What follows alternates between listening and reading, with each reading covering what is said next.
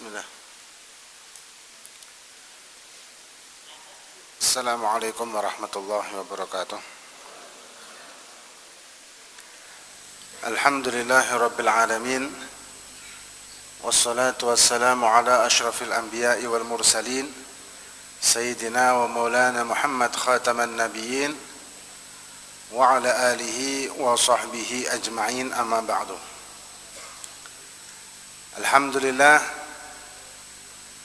berkat rahmat, hidayah dan taufik dari Allah Subhanahu wa taala, kita pada pagi hari ini bisa bersama-sama menunaikan kewajiban melaksanakan salat subuh berjamaah di hari Jum'ah, yang mana merupakan salat berjamaah yang paling afdal adalah subuh berjamaah fi yaumil Jum'ah. Dan alhamdulillah tidak terasa kita sudah hari ke-5 ini ya. Hari ke-5 Ramadan yang tidak terasa sudah kita lewati, dan moga-moga Allah Subhanahu wa taala memberikan kita kesempatan untuk menyelesaikan Ramadan 1 bulan penuh dan bisa menambahkan keimanan kita, ketakwaan kita, dan cinta kita kepada Allah, cinta kita kepada Nabi kita Muhammad sallallahu alaihi wasallam. Dan moga-moga nanti kelak di yaumil qiyamah kita layak untuk dimasukkan ke dalam rombongan Nabi kita Muhammad sallallahu alaihi wasallam. Dan alhamdulillah, di dalam Ramadan banyak hal yang bisa kita lakukan, banyak hal yang bisa kita laksanakan. Dan ada beberapa hal yang hanya ada di Ramadan, tidak ada di luar Ramadan, seperti sholat tarawih, kemudian sholat witir berjamaah. Kalau di luar Ramadan tidak disunahkan berjamaah, walaupun sah kalau berjamaah. Kemudian kunut di separuh terakhir sholat witir atau setengah bulan terakhir sholat witir, ini khusus juga di bulan Ramadan. Kalau di luar Ramadan tidak disunahkan. Dan kemudian sholat witir, sholat tarawih, dan juga sholat-sholat yang lain itu mempunyai kesamaan. Karena sholat fardu dan sholat sunnah itu hampir sama dalam syarat sahnya, dalam rukunnya hampir sama. Bukan 100% sama, tapi ada persamaannya. Dan juga ada syarat diterimanya ibadah atau syurut qabul ibadah. Dan syarat qabul ibadah hampir sama di semua ibadah. Sholat, baik itu sholat fardu maupun sholat sunnah, harus kita laksanakan sesuai dengan aturan-aturan syariat, baik kesahannya dan juga rukun-rukunnya, untuk supaya kita bisa mendapatkan kesempurnaan sholat zahir batin dunia dan akhirat. Dalam artian sholat kita diterima dan bermanfaat bagi kita dunia dan akhirat. Karena sholat itu tanha anil fahsya'i wal munkar, kalau sah dan diterima. Tapi kalau tidak sah dan tidak diterima, otomatis tidak ada manfaatnya.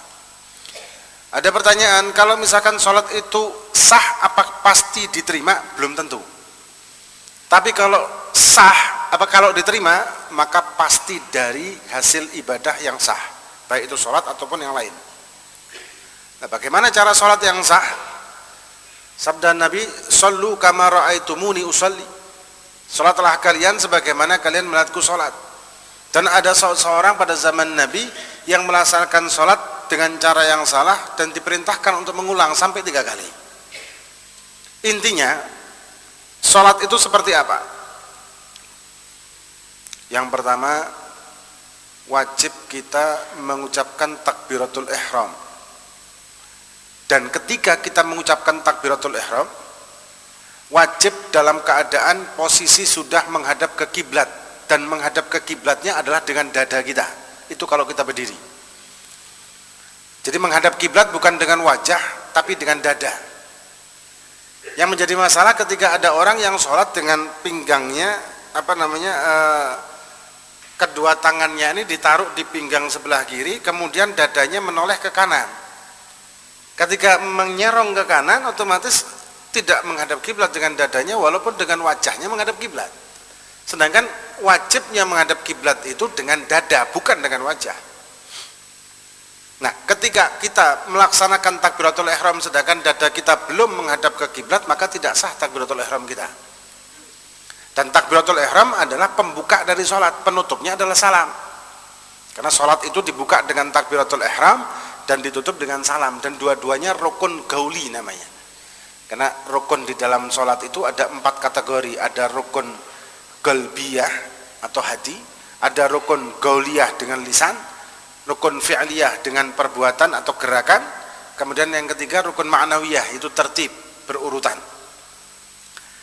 Nah, kemudian ketika bertakbiratul ihram, jangan pernah kita, kalau sebagai makmum, jangan pernah memulai takbir sedangkan imam belum selesai takbir. Dan ini banyak kasus yang terjadi ketika kita sholat tarawih dengan cepat. Ketika kita sholat tarawih dengan kecepatan tinggi, dengan gigi yang,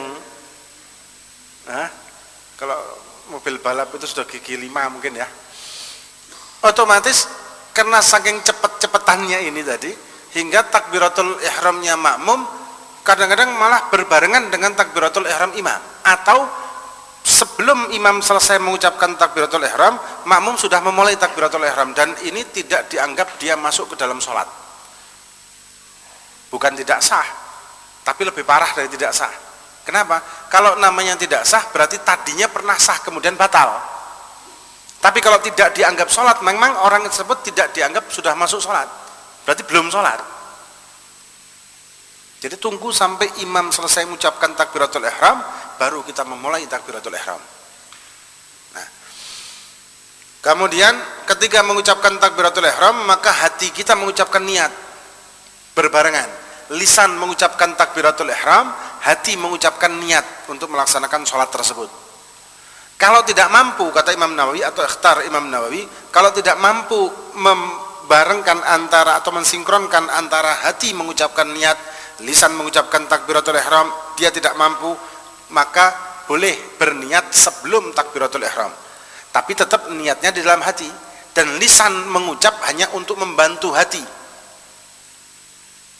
Karena mengucapkan niat itu dengan lisan hukumnya adalah sunnah, wa talaffudzu biha sunnah, untuk membantu hati, liusaidul qalb. Kemudian ketika dia sudah selesai mengucapkan takbiratul ihram, langsung diikuti dengan takbiratul ihram. Ketika dia sudah selesai mengucapkan niat, ketika dia sudah selesai mengucapkan niat dengan hatinya dan lisan, langsung diikuti dengan takbiratul ihram. Ini bagi yang kesulitan menggabungkan antara niat dan takbiratul ihram dengan lisan, niat dengan hatinya. Kemudian setelah itu membaca Fatihah. Ini kalau dia sholat sendirian. Tapi kalau dia sholat berjamaah menjadi makmum, maka tunggu setelah selesai Fatihahnya imam. Kalau sholat jahriyah, ya, sholat yang mengeraskan suara. Dan sholat jahriyah ini adalah sholat yang dikerjakan di malam hari. Kalau sirriyah dikerjakan di siang hari. Tapi ada beberapa sholat tertentu yang dilaksanakan di siang hari disunahkan jahriyah, seperti sholat Jum'ah dan sholat Idul Fitri dan Adha. Tapi semua sholat kalau kita kerjakan di malam hari, mayoritas sunnah untuk jahriyah, walaupun qadha. Misalkan kita qadha zuhur di waktu malam hari, maka disunahkan jahriyah. Kalau sebaliknya, misalkan kita sholat qadha subuh di waktu duha misalkan, atau kerinan kalau bahasa modernnya, ini disunahkan sirriyah, ya, disunahkan sirriyah. Walaupun subuh itu kalau dilaksanakan pada waktunya maka disunahkan jahriyah, tapi kalau dilakukan di waktu siang hari maka disunahkan untuk sirriyah. Kemudian setelah membaca Fatihah, rukuk. Ya, surat itu sunnah di rakaat pertama dan kedua. Setelah itu rukuk. Nah, ketika rukuk hatta tatmain raki'an, kata Nabi. Tuma'ninah. Apa itu tuma'ninah?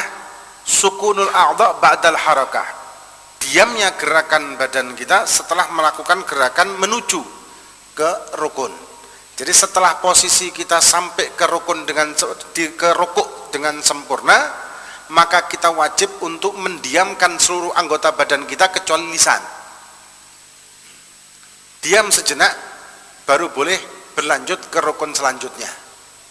Nah, batasannya berapa minimal? Dikatakan oleh ulama minimal seperti orang membaca subhanallah kira-kira 5 detik. Dan ini termasuk rukun. Tumakninah merupakan rukun. Nah, ketika kita tidak tumakninah dalam sholat, baik itu fardu maupun sunnah, maka tidak sah sholat kita atau batal sholat kita. Banyak sekalipun jumlah rakaat yang kita laksanakan tapi tidak tumakninah, maka tidak sah. Lagi pula, orang kalau tidak tumakninah, apa mungkin bisa mendapatkan kekhusyuan? Contoh saja kalau orang makan, ya, ini kita lagi puasa tapi untungnya pagi ya. Kalau kita cerita makan rotok sore gitu, rotok nelongso ya. Anggap sekarang makan rawon dengan ada cambahnya, sambelnya, tempenya ya. Cuman makannya itu dengan kecepatan tinggi. Ada lagi makan rawon dengan kecepatan yang tumakninah tadi, pelan-pelan makan. Kira-kira yang nikmat yang mana? Hah? Yang nikmat yang mana? Yang pelan-pelan yang nikmat. Yang cepet-cepetan, kesaratan yang ya. Saking cepetnya malah gak dikunyah, langsung ditelen gitu aja. Tempe wutuh telen semuanya. Tidak ada enaknya. Tidak ada enaknya, tidak ada nikmatnya. Rasanya apa mang? Garu. Pokoknya warak nih, selesai. Tapi tidak ada kenikmatan sama sekali. Nah, bagaimana orang itu bisa khusyuk dan menikmati sholat? Menikmati ibadah kepada Allah Subhanahu wa taala, menikmati munajah kepada Allah dengan kecepatan yang tinggi tadi. Tanpa tumakninah. Otomatis susah untuk didapatkan. Malah bisa dikatakan hampir mustahil lah. Maka itu penting sekali tumakninah ini, di samping merupakan rukun juga menuju kekhusyuan. Tidak akan bisa kita khusyuk dengan sempurna tanpa tumakninah. Dan perlu kita ingat, tujuan kita melaksanakan sholat itu kan untuk menambahkan pahala kita, menambahkan bekal di akhirat, di kehidupan yang selamanya. Otomatis kalau kita ingin menambahkan bekal, kita akan mengambil bekal tersebut. Ketika mendapatkan kesempatan untuk mengambilnya, kita akan mengambil sebanyak-banyaknya. Tapi ketika kita melaksanakannya dengan cara yang tidak sesuai aturan syariat atau batal, maka apa tujuan kita melaksanakan itu semua? Kalau batal, misal tarawih atau sholat wajib yang lain, tapi dilaksanakan dengan kecepatan yang hingga tidak tumakninah, otomatis tidak sah atau batal. Terus apa gunanya? Tujuannya apa? Maksudnya apa melaksanakan sholat dengan kecepatan yang tidak sah tadi? Kalau memang ingin memperbanyak pahala, otomatis lakukan dengan kesempurnaan yang kita mampu. Dengan memperbanyak fadilah, keutamaan, kesunahan yang kita mampu, mumpung ada kesempatan. Tapi kalau kita melaksanakannya tidak dengan aturan-aturan syariat, terus apa yang kita dapat? Terus maksud tujuannya apa? Kalau dikatakan loh, itu kan soalnya yang penting sholat tarawih mulai Ramadan. Nah, masalah ini kadang ada orang yang salah kaprah. Kalau kita tidak sholat tarawih, Ramadan kita tetap sah, puasa kita tetap sah. Tetap sah, karena tidak ada kaitan antara puasa dengan Ramadan, dengan tarawih.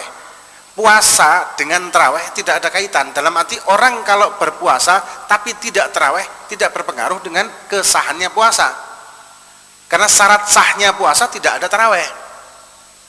Tarawih itu adalah wasilah untuk memperbanyak, mumpung ada di Ramadan dan ada sunnah Nabi dan ditetapkan oleh Sayyidina Umar bin Khattab. Mumpung seperti itu, maka kumpulkanlah kita bekal-bekal di dunia untuk kehidupan di akhirat yang selamanya, mumpung ada kesempatan. Nah, kalau kita mengerjakannya dengan tidak sah tadi, terus apa tujuan dan apa maksudnya kita melaksanakan tarawih tadi? Nah, kemudian setelah rukuk dengan tumakninah, kembali ke qiyam i'tidal, dan tumakninah lagi i'tidal tersebut. Dan i'tidal merupakan rukun qasir atau rukun pendek yang tidak boleh lebih dari seperti dia membaca Fatihah panjangnya, kecuali di rakaat i'tidal, rakaat terakhir disunahkan untuk memperpanjang walaupun tidak qunut ya. Di setiap rakaat terakhir 5 sholat ini disunahkan untuk memperpanjang iktidal di rakaat terakhir walaupun tidak kunut. Ya, walaupun tidak kunut tidak masalah, disunahkan untuk memperpanjangnya. Tapi selain itu, maka tidak boleh lebih seperti dia membaca Fatihah. Kalau rukuk tadi itu rukun tawil, boleh diperpanjang kalau bukan imam. Nah, kalau imam maka dianjurkan untuk mempersingkat. Tapi tetap tumaninah. Ya. Kemudian setelah i'tidal sujud. Nah, sujud juga hatta tatmain sajidan kata Nabi. Sujud juga tumaninah. Kapan waktunya dihitung tumaninah ketika sujud? Waktu menempelnya 7 anggota sujud. Apa saja 7 anggota sujud? Yang pertama adalah kening. Walaupun bagian kecil dari kening. Yang harus terbuka dan tidak boleh tertutup dengan apapun hingga harus nempel di tempat sujud tanpa halangan. Kalau dengan halangan seperti dengan kopiahnya atau dengan kalau perempuan-perempuan pakai ada rukuh mukenah yang potongan itu ketika sujud, kain mukenahnya menutupi tempat sujud dan dia sujud di atas mukenah tersebut, tidak sah sujudnya. Harus diangkat dan disingkirkan kain tersebut hingga kembali ke tempat sujud, ya, menempelkan kening ke tempat sujud. Kemudian telapak kedua tangan kita dan jari, walaupun telapak jari saja sah. Jadi seperti ini, itu sah. Tapi yang ngapain? Ya, kok nanggung amat gitu ya. Sunnahnya adalah semuanya ditempelkan dengan posisi jari jemari menghadap ke kiblat, dengan posisi sejajar dengan pundak kita, dan kalau kita sholat sendirian maka siku kita dibuka, itu kalau orang laki, kalau perempuan ditutup. Tapi kalau kita sholat berjamaah maka tidak dianjurkan membuka. Kenapa? Mengganggu tetangganya. Kalau dibuka banget gitu tetangganya belum sujud akhirnya kecantol kan, ya kecantol sikut kan nantinya. Jadi tidak boleh mengganggu sebelah. Termasuk juga maaf ketika berdiri menempelkan kaki dengan kaki yang sebelah, ini juga tidak dianjurkan dan tidak disunahkan karena juga mengganggu. Ya, mengganggu kekhusyuan. Yang makna rapat itu adalah merapatkan barisan hingga tidak ada sela di antara satu dengan yang lain, bukan menempelkan kaki dengan kaki. Hingga ada orang-orang tertentu yang dia nempelkan kaki dengan kaki, ketika yang sebelahnya risih maju begitu, geser, ininya ngikuti, geser lagi, ngikuti lagi, akhirnya lama-lama lebih gede lagi nih ya. Padahal afdolnya kaki kanan dan kiri kita tidak lebih dari 2 cengkil, dua jengkal, tidak lebih dari itu. Ya, kalau lebih dari itu tidak mendapatkan sunnahnya, walaupun sah sholat tetap sah. Ya. Kemudian 2 lutut kita. Kemudian yang terakhir adalah 2 telapak jari kaki kita. Walaupun cuma jari jempol saja yang mampu, maka jari jempol. Dan tidak boleh terangkat salah satunya. Nah, misalkan ketika dia sujud, ada beberapa kasus orang ini sudah sujud, nempelkan kening, tangan, lutut, tapi kakinya ngambang. Ini tidak sah sujudnya. Sampai dia menempelkan semua 7-7-nya, baru dihitung tumakninahnya. Jadi dimulai hitungan tumakninah ketika sudah nempel 7 anggota sujud tersebut. Kemudian setelah itu duduk di antara 2 sujud. Ya, duduk ini macam-macam, ada duduk iftiras, ada tawarruk, ada ik'a. Ik'a ini ada 2 macam, yang makruh dan tidak makruh. Karena ini singkat, mungkin kita bahasnya secara singkat-singkat saja. Nah, kemudian setelah itu lanjut ke rakaat selanjutnya. Nah, di akhir sholat ada tasyahud akhir. Nah, tasyahud itu ada 2 macam, ada tasyahud awal, ada tasyahud akhir. Tasyahud awal ini sunnah abad. Sunnah abad itu apa? Sunnah kalau ditinggalkan maka tidak berpengaruh terhadap kesahannya sholat, tapi dianjurkan, bukan diwajibkan, dianjurkan untuk sujud sahwi. Karena sujud sahwi hukumnya adalah sunnah, kecuali imam sujud sahwi maka makmum wajib mengikuti sujud sahwi. Ya, sama dengan tadi sujud tilawah. Imam sujud tilawah maka wajib kita ikut sujud tilawah. Kalau imam tidak sujud tilawah, di ayat-ayat sholat sujud tilawah ada 14 ayat di dalam Al-Quran yang disunahkan sujud tilawah, dan ada 1 sujud syukur. Maka ketika dibaca imam membaca surat-surat tertentu yang disunnahkan sujud tilawah tapi dia tidak sujud tilawah, kita sebagai makmum tidak boleh sujud tilawah. Tapi kalau imam sujud tilawah, wajib kita ikut sujud tilawah. Nah, kemudian sunnah abad, yaitu tasyahud awal tadi. Banyak kasus ini adalah ketika imam lupa bertasyahud awal. Imam lupa bertasyahud awal, kemudian berdiri untuk rakaat ketiga. Makmum teriak, subhanallah, subhanallah. Nah, ketika imam sudah berdiri, karena makmumnya teriak, dia duduk untuk tasyahud awal. Apa hukumnya? Batal. Salatnya imam batal. Terus para makmum yang mengikuti imam tadi bagaimana? Ya batal berjamaah. Semuanya batal. Tapi kadang-kadang menjadi masalah apa? Imamnya tahu kalau saya balik batal. Cuman berhubung makmumnya demo, panik kan, kadang-kadang orang kan panik ya. Orang kalau di demo itu kan panik toh. Di demo bengak-bengok, subhanallah, subhanallah, subhanallah. Apalagi ibu-ibu pakai tepuan, bingung. Karena bingung, panik, padahal dia tahu hukum. Kalau saya balik batal, akhirnya wis nurutilah. Duduk, batal. Ini banyak kasus seperti ini. Ya, kembali dari sujud, kembali dari qiyam untuk tasyahud awal, maka hukumnya adalah batal. Kalau tasyahud akhir wajib untuk balik. Kalau dia lupa tidak tasyahud akhir, maka wajib untuk kembali bertasyahud akhir. Karena tasyahud akhir hukumnya adalah wajib. Dan sholawat kepada Nabi kita Muhammad SAW di tasyahud akhir juga hukumnya adalah wajib, merupakan rukun. Dan sholawat kepada Nabi tidak akan lengkap tanpa sholawat kepada keluarga Nabi kita Muhammad SAW. Kemudian salam setelah itu, dan fardunya atau rukunnya adalah mengucapkan assalamualaikum. Nah, menoleh ke kanannya sunnah, menoleh ke kirinya juga sunnah. Ini secara singkat sholat baik fardu maupun sunnah. Ya, sama. Hanya ada beberapa macam sholat yang agak berbeda, seperti sholat jenazah itu berbeda, kemudian sholat gerhana matahari atau bulan itu ada yang berbeda karena ada 3 metode sholat gerhana matahari atau bulan, ada 3 macam metodenya. Yang pertama sama dengan sholat-sholat yang lain 2 rakaat, yang kedua yang ketiga ada perbedaan. Nah, kemudian satu lagi pembahasan adalah masalah turu'ul mani dan zawalul mani. Yang terakhir ini, pembahasan terakhir. Turu'ul mani atau zawalul mani di dalam kitab fikih itu ada pembahasan masalah ini dan ini penting. Apa turul mani? Turul mani itu ketika ada orang baik wanita atau pria yang terkena sesuatu yang mencegahnya untuk melaksanakan sholat atau tidak wajib melaksanakan sholat ketika itu. Contoh wanita haid atau nifas, atau ada orang baik laki maupun perempuan gila misalkan, atau koma, ya koma. Nah, ketika itu kan dia tidak wajib sholat. Perempuan juga tidak wajib sholat, bahkan tidak wajib menggodok. Nah, apakah tidak wajib menggodoknya itu semuanya, ataukah ada beberapa yang wajib dia godok? Ini dilihat kapan dia mulai mendapatkan sesuatu tersebut, atau mendapatkan haid atau nifas atau gila tadi atau koma tadi. Kapan? Waktunya kapan? Dilihat.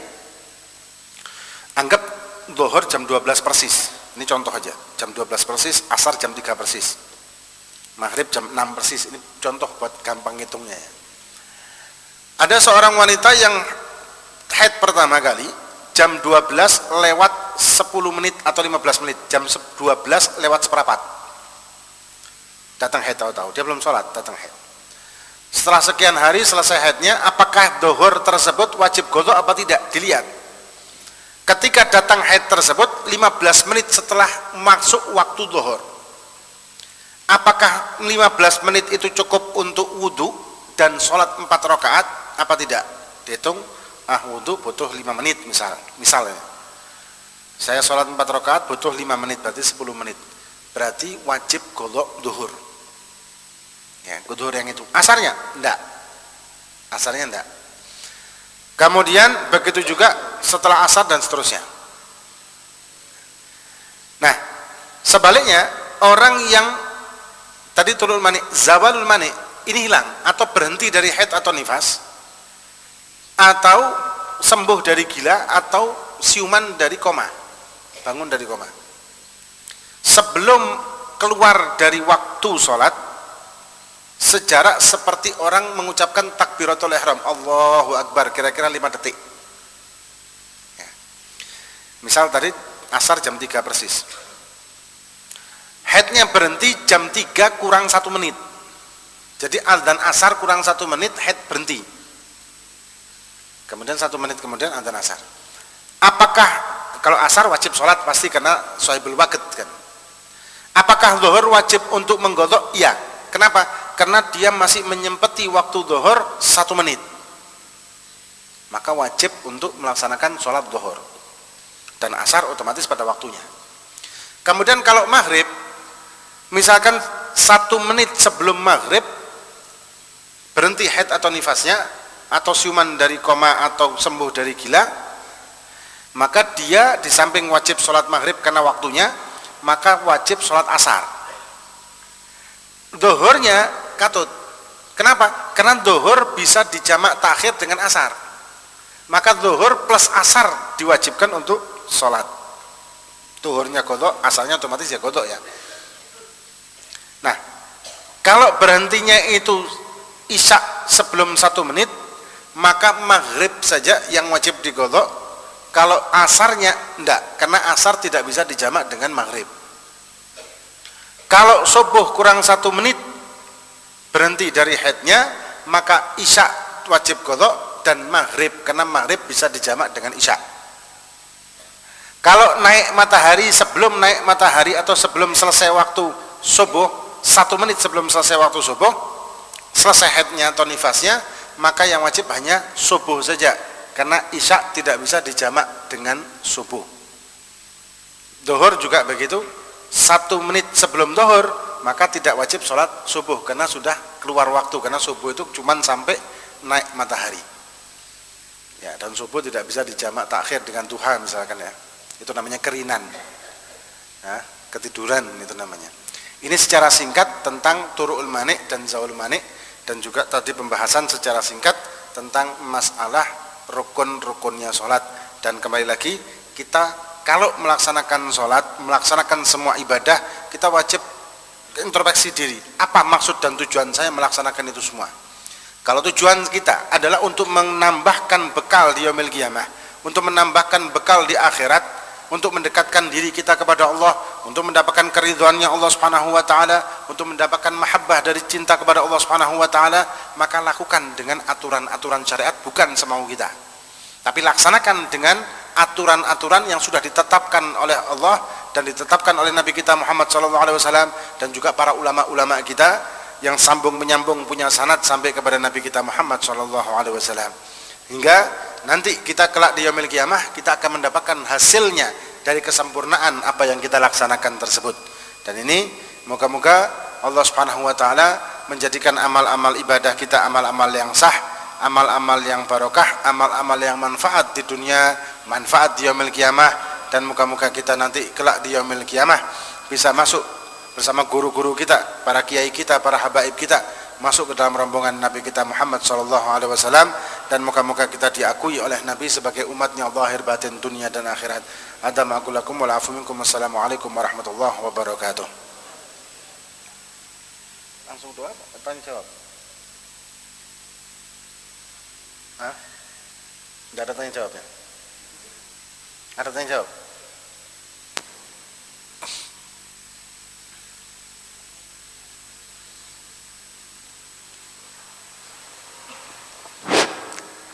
Assalamualaikum warahmatullahi wabarakatuh. Waalaikumsalam. Ini kajian tentang sholat sangat menarik. Tadi Bapak sampaikan bahwa setelah rakaat kedua imam lupa tidak tahiyat awal, lalu berdiri, makmumnya demo, tadi tidak sah atau batal ya. Ini dasarnya apa? Terus bagaimana seharusnya yang kita lakukan? Terus yang kedua, pada sholat subuh ini juga sering kita jumpai imam lupa tidak membaca kunut, lalu makmumnya juga demo, kemudian imamnya berdiri terus melanjutkan kunut. Terus bagaimana, ini apa sah atau tidak, dan bagaimana hukumnya? Terima kasih. Wassalamualaikum warahmatullahi wabarakatuh. Waalaikumsalam. Tasyahud awal sama hukumnya dengan kunut di waktu subuh, yaitu sunnah ab'ad. Sunnah di dalam sholat itu ada dua macam, sunnah hay'ah dan sunnah ab'ad.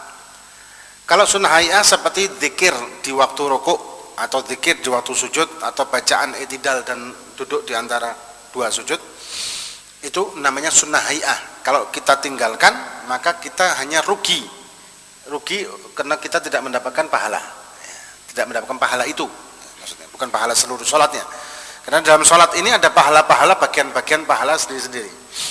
Nah, kemudian ada sunnah ab'ad. Sunnah ab'ad ini antara lain tasyahud awal dan juga kunut di waktu subuh. Ini sunnah ab'ad. Nah, kalau kita kembali dari rukun selanjutnya, kembali untuk melaksanakan sunnah ab'ad tersebut, maka hukumnya batal karena menambah rukun namanya. Karena itu adalah menambah rukun. Kalau kita kembalinya itu posisi sudah sampai ke rukun selanjutnya. Contoh begini, orang sudah sujud, kemudian dia duduk, sujud lagi, kemudian berdiri untuk melaksanakan rakaat selanjutnya. Dalam hal ini rakaat yang ketiga, berarti dia lupa untuk tasyahud awal. Ketika posisinya sudah melebihi rukuk, batas untuk rukuk dan sudah mendekati qiyam, dia ingat tidak tasyahud awal, kembali maka tidak sah. Kenapa? Karena dia sudah mendekati rukun. Ketika dia sudah mendekati rukun, kembali lagi untuk melaksanakan sunnah, ini hukumnya nambahi rukun. Beda dengan kalau misalkan dia berdiri ingat belum tasyahud akhir, karena tasyahud akhir merupakan rukun. Jadi kalau sudah sampai ke rukun selanjutnya, kembali lagi, ini namanya tidak tertib. Sedangkan di dalam rukun tadi yang sudah kita katakan kan, dalam rukun sholat itu ada 4 kategori, salah satunya adalah rukun ma'nawi. Rukun ma'nawi adalah tertib, berurutan. Nah, kalau kembali lagi namanya tidak berurutan, kecuali kembalinya itu karena tidak melaksanakan rukun yang sebelumnya. Karena namanya berurutan itu tidak sah rukun selanjutnya, atau katakan begini, tidak sah rukuk sebelum qiyam. Qiyamnya sah baru boleh rukuk. Tidak sah i'tidal sebelum rukuknya sah. Rukuknya sah baru boleh i'tidal. Tidak sah sujud sebelum i'tidalnya sah. Jadi berurutannya seperti itu. Nah, kalau dia sudah melewati batas rukun, kemudian kembali lagi untuk tasyahud awal yang merupakan sunnah bukan rukun, maka batallah sholatnya tersebut karena kembali lagi, bukan berurutan kan. Beda dengan kembali karena melaksanakan rukun yang belum dia lakukan sebelumnya, dan ini malah wajib untuk kembali. Kenapa? Karena kan berurutannya itu kan tidak boleh melaksanakan rukun selanjutnya sebelum rukun yang sebelum itu sah, baru boleh selanjutnya, dan seterusnya. Begitu juga dengan kunut subuh. Kunut subuh ketika posisi kita sudah mendekat untuk sujud di rakaat kedua dan kita ingat belum kunut subuh, kemudian kembali lagi untuk kunut subuh, maka hukumnya adalah menambah rukun, dan ini batal. Kenapa? Karena kunut subuh merupakan sunnah ab'ad bagi mazhab Syafi'i. Ya, ini apa namanya, perbedaan antara rukun dengan sunnah. Jadi kalau sunnah kita tinggalkan tidak bisa kita kembali, tapi kalau rukun kita tinggalkan maka wajib kembali, kecuali sudah nyampe ke rakaat selanjutnya, ingat, oh tadi rakaat pertama tadi belum rukuk, tapi posisi sekarang sudah rakaat kedua, maka berubahlah rakaat kedua itu menjadi rakaat pertama yang tadi dianggap hilang. Jadi posisinya dia nambah lagi 1 rakaat karena rakaat yang pertama dianggap hilang. Itu kalau dia sudah melewati rakaat. Tapi kalau belum melewati rakaat, misalkan di sujud ya, lupa, oh tadi saya belum rukuk, maka dia wajib kembali ke qiyam, kemudian rukuk, kemudian i'tidal, kemudian sujud, dan nanti sunnah di akhir sebelum salam untuk sujud sahwi, sunnah. Itu singkatnya. Tadi ada lagi? Hah? Oh, sampai.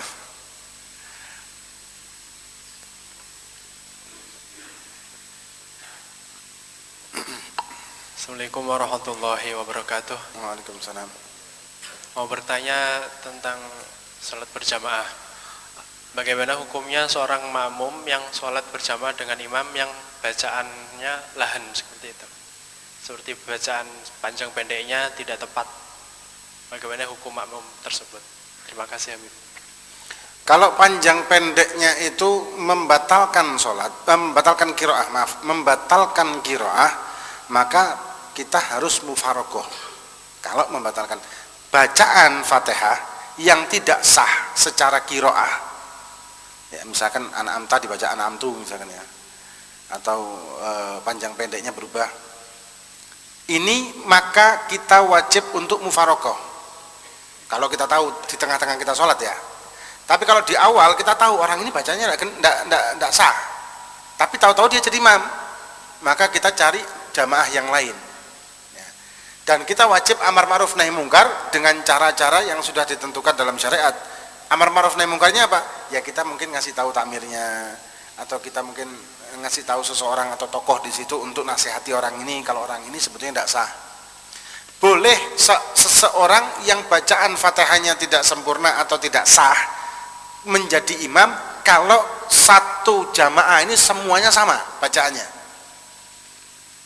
Jadi semua bacaannya ini tidak ada yang sah semuanya gitu. Satu masjid ini tidak ada yang sah, satu kampung ini tidak ada yang sah semuanya, maka boleh salah satu di antara mereka menjadi imam. Kenapa? Podo-podo tidak sah kabeh. Tapi kalau tidak, maka diambil imam itu yang sah bacaannya. Dan sah bacaan belum tentu enak. Jadi enak dengan sah itu kan beda. Yang benar ya sah dan enak ya pastinya yang enak. Tapi kalau orang itu sah belum tentu enak. Kalau orang itu enak belum tentu sah juga qiraahnya.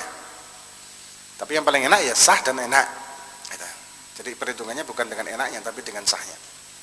Jadi itu kalau kita tengah-tengah sholat kita taunya maka wajib mufarokoh. Tapi kalau kita sebelum sholat kita sudah tahu ini orang tidak sah bacaan qiraah Fatihahnya, maka kita wajib nyari jamaah yang lain atau ya mau tidak mau sholat sendirian kalau tidak ada.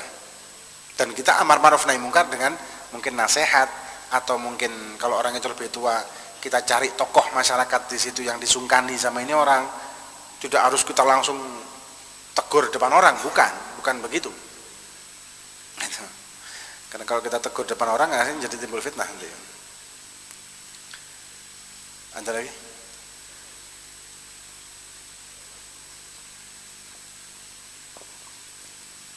Assalamualaikum warahmatullahi wabarakatuh. Waalaikumsalam.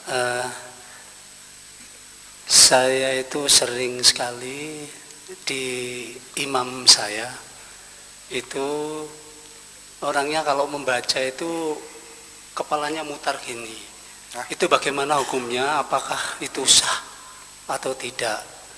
Karena kalau apa itu diingatkan dia itu tidak mau. Itu Mutar aja gimana? Ustaz. Makasih. Mutar gimana maksudnya? Ya, kalau membaca itu gini terus. Jadi nggak bisa nggak bisa istilah diam. Jadi nggak bisa diam gitu. Jadi kalau membaca itu dia itu ya terus gini. Apakah itu sah atau tidak? Terima kasih Ustaz. Menggoyangkan kepala atau bergeleng itu bisa membatalkan sholat itu. Kecuali kalau memang dia orang yang psikis secara medis ya, secara kejiwaan memang orang ini tidak bisa berhenti gerakan. Kan ada orang yang memang setiap bicara itu apa ya, kejiwaan lah, apa namanya ya, sarafnya kayak gitulah. Jadi ketika dia bicara ini gerak, bukan dengan sengaja menggerakkannya. Nah kalau ini ma'fu. Tapi kalau dia menggerakkan tanpa dia ada udzur di situ, maka bisa membatalkan sholat kalau gerakannya itu berlebihan, sampai melebihi 3 kali gerakan, sampai mantuk-mantuk misalkan kayak gitu.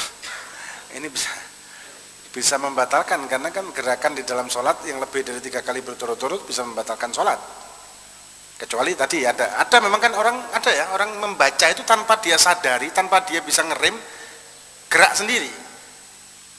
Kayak orang baca qasidah itu, kalau qasidah atau dengarkan salawatan itu kadang-kadang ada kan yang tanpa sadar gerak, goyang. Dia bukan dia menggoyangkan loh ya, tapi apa ya, semacam psikis ya, semacam ya sarafnya tadi lah kayak gitu. Nah, kalau gini ma'fu, udzur kayak gitu ma'fu. Tapi kalau dengan sengaja dia gerakkan tanpa udzur tadi, maka bisa membatalkan.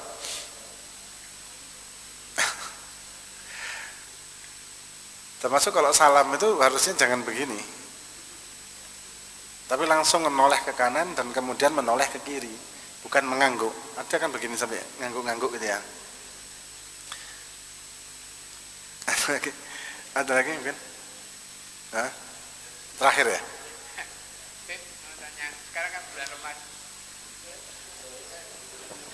Sekarang kan bulan Ramadan kan ada witir. Kalau kita mau melakukan sholat malam nantinya itu hukumnya gimana? Nah, itu ada perbedaan antara Imam Romli dan Imam Ibn Hajar. Ada perbedaan antara dua ulama tersebut dan sama-sama mazhab kita Syafi'i.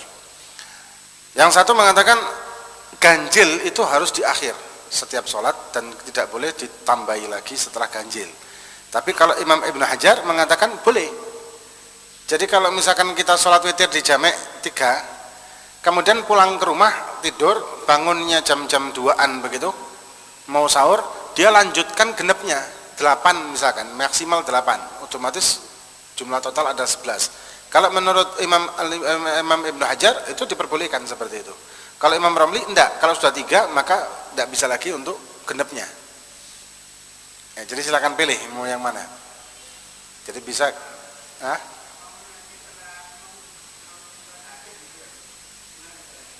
kenapa? Mau sholat tahajud. Oh, enggak masalah. Sholat tahajud itu sebetulnya bukan nama sholat. Tahajud itu nama waktu. Tahajud itu bukan nama sholat. Usolli sunat tahajud itu aslinya enggak ada. Cuman kalau kita melaksanakan sholat dengan niatan usolli sunat tahajud, sholat kita tetap sah, tapi masuknya kategori sholat sunnah mutlak namanya. Nah, tahajud itu apa? Nama waktu. Setelah tidur, setelah isya, bangun sebelum subuh, itu waktu tahajud. Kita pakai untuk zikiran, maka zikiran berpahala tahajud, sholawat berpahala tahajud, qadha sholat pun itu juga berpahala tahajud. Witir juga berpahala tahajud, tarawih misalkan berpahala tahajud kalau dilaksanakan waktu itu.